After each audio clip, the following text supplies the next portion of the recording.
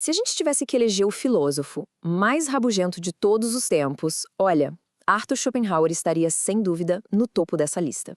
Nessa análise, a gente vai mergulhar na figura por trás desse pessimismo todo, investigando uma vida marcada pelo sofrimento e as ideias, bem, sombrias que surgiram a partir daí.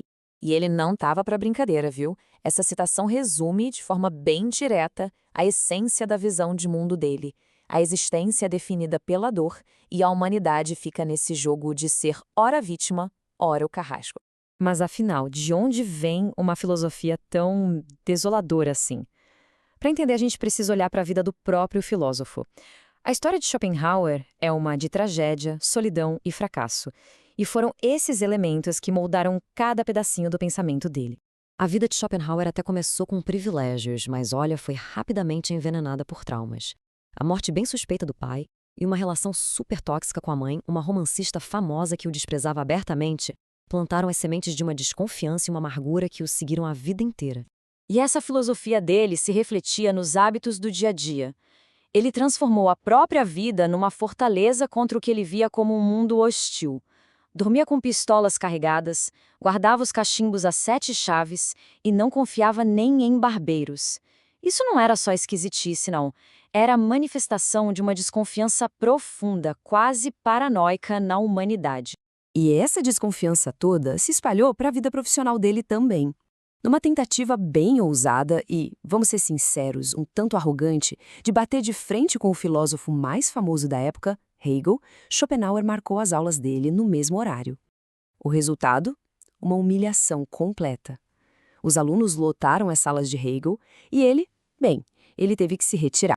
E como se não bastasse, a obra-prima dele, O Mundo como Vontade e Representação, um livro que ele tinha certeza que tinha resolvido os maiores enigmas da existência, ficou lá, na prateleira, ignorado por 16 longos anos.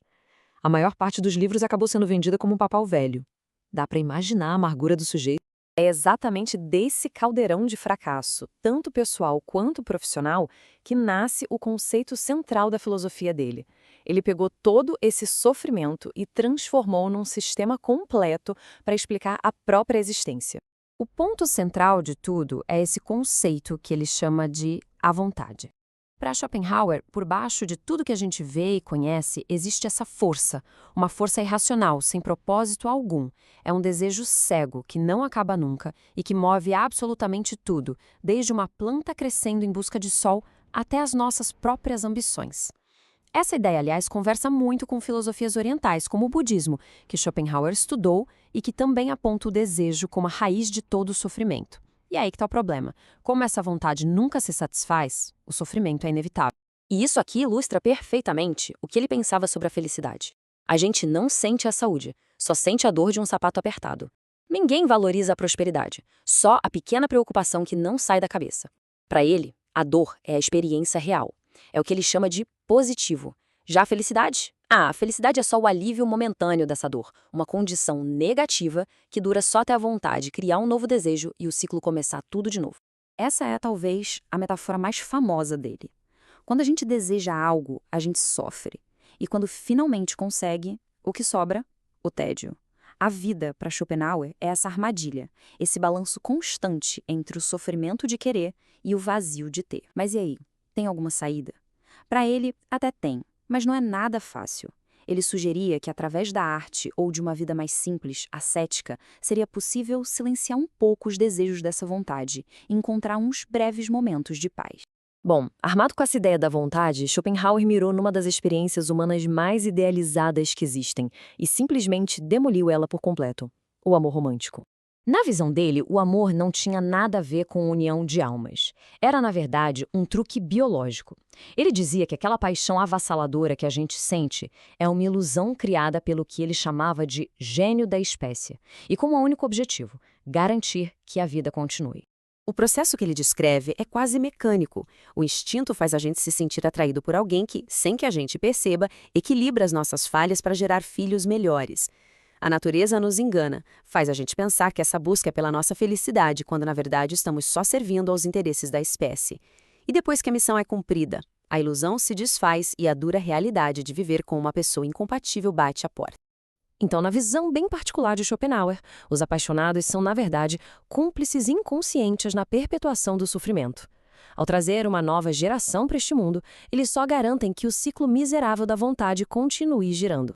E é impossível falar de Schopenhauer sem tocar nas suas visões, que hoje são consideradas extremamente misóginas e que eram, para ele, uma extensão lógica da sua filosofia da vontade. É importante a gente colocar as coisas em contexto, né? As ideias dele refletiam muitos preconceitos do século XIX e, claro, foram super influenciadas pela relação amarga que ele tinha com a própria mãe. Mas, para ele, essas visões se encaixavam direitinho no seu sistema filosófico. Schopenhauer via as mulheres basicamente como instrumentos desse gênio da espécie. Ele defendia que elas eram, por natureza, menos racionais e mais focadas no presente, porque a função primária delas seria a procriação e não grandes feitos intelectuais. Na visão dele, a natureza deu a elas a capacidade de dissimular como arma, já que não teriam a força física ou a razão do homem. E agora a gente chega na grande ironia da vida de Schopenhauer. Depois de passar uma vida inteira na obscuridade, sendo desprezado, o filósofo do desespero finalmente encontrou o sucesso.